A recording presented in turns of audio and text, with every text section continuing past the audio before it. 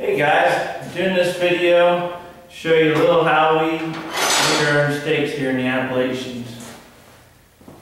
What I did was I got a 1/2 inch rebar, and you can see it's nice and thick, it'll hold good.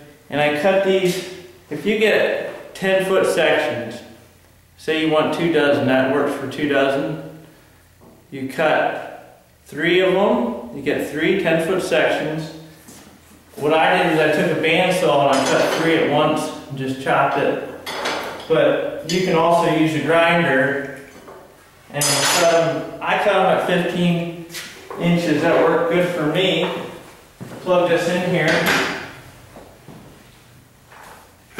Show you can just use the hand grinder and cut them too, but we need to cut tips on them. As you can see, the bandsaw cuts it real nice smooth edge. You can put a bolt right on there.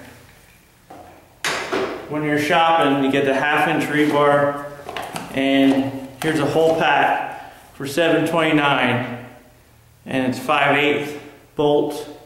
You can see the size there, but they'll go right over 1/2 inch rebar. Just standard steel, don't get zinc coated or anything like that.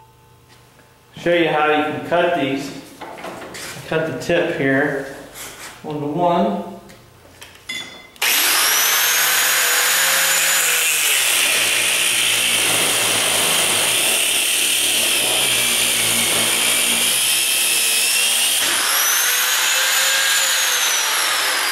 That's all you really need. Tip like that will go in the ground good. And you can cut them on angles as you cut them, or you can cut the tips later. But what I did was I pounded this bolt on, and I'll show you how easy you can pound a bolt on after you cut them flush, straight.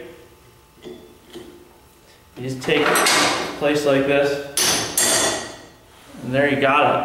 So now you take a pipe and angle it up like that, and then you put a whole bunch of them in there, and we'll weld a whole bunch in the pipe all at once. But they're pretty good. They all turned out really nice, so we'll just take them to the grinder and smooth them up a little bit. Now a lot of people are using just them disposable stakes and cables, you pound in the ground, let them in there, use them next year. But it depends if you're moving a lot, you might want to use stakes. I like stakes. I think with double stake theory, you're pretty safe. I use these here. They work well. You take the swivel and just run it through that hole, connect it to your trap. I'll show you the tool we use. Here would be your single stake swivel, and there are holes right there. The tool we use, say we were running that on a trap, and you want to tighten it, here's a tool to buy, one like this. You just run that on the edge, and it'll squeeze that shut, and you just work that swivel shut with that. Or if you want to pull it apart, you put these little prongs in there and squeeze, and there you go, it pulls it apart.